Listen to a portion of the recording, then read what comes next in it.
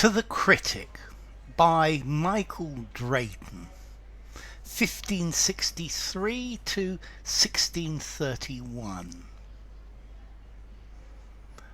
Methinks I see some crooked mimic jeer, and tax my Muse with this fantastic grace, turning my papers asks, what have we here?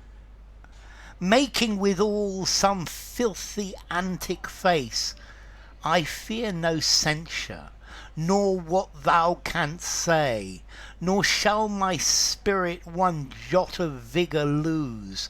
Think'st thou my wit shall keep the pack-horse way, that every dudgen low invention goes, since sonnets thus in bundles are impressed, and every drudge doth dull our satiate ear?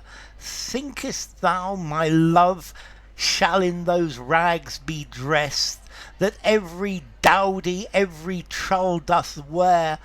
Up to my pitch no common judgement flies, I scorn all earthly dung-bred scarabies. Wow.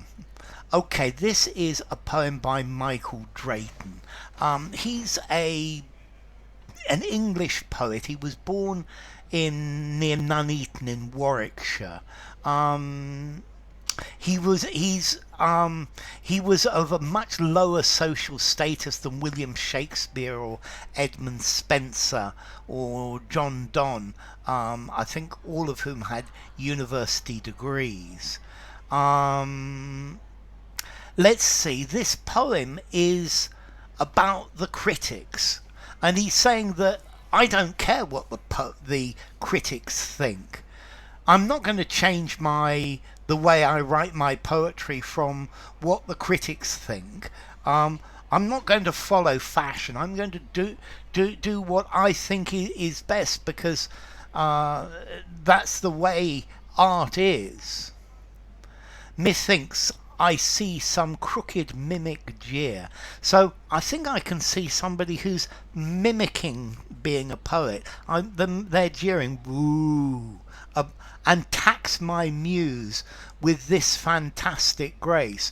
And they're being rude about my Muse, my inventiveness.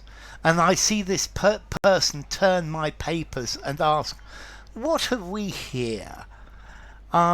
Making withal some filthy antic face, and at the same time this person is making a face about the poetry. I fear no censure, so I don't fear your criticism, nor what thou canst say. I don't fear what you can say about my poetry. I don't care what you think about it. Nor shall my spirit one jot of vigour lose. I'm not going to feel bad. I'm not going to feel down. My spirit's not going to be down, not one little bit, for what you say. Thinkest thou my wit shall keep the pack-horse way? So do you think my wit, my intelligence, my creativity will follow the road followed by pack horses, followed by the heavy horses, the big roads? You think I'm going to follow the way that everybody does this?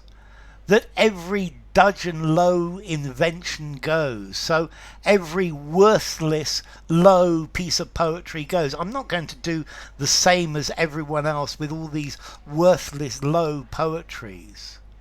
Since sonnets thus in bundles are impressed, so there are hundreds of boring poems like that follow exactly what you say they should follow, and every drudge doth dull our satiate ear, and every boring poem will make uninterested our ear, which has heard more than enough of these boring, uninteresting poems. Thinkest thou my love in those rags shall be dressed? So do you think that the way I express my love is going to be clothed in words like that? I'm not going to do the same as everyone else and do something boring and repetitive. I'm not going to dress my love in words like that. Words that every dowdy, every trull doth wear. So every dowdy, somebody who's unexciting, every trull, every prostitute doth wears. So you think I'm going to put my love in these horrible clothes that boring people or that prostitutes wear? I'm not going to do that. Up to my pitch no common judgement flies. So no ordinary judgment of an ordinary critic can change what I do.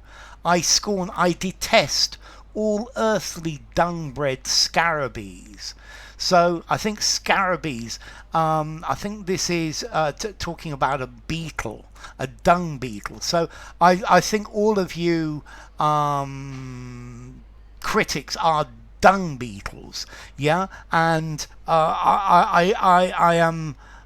detest all of you because you don't do anything original. What he's saying is art for art's sake. We need to be original in our poetry.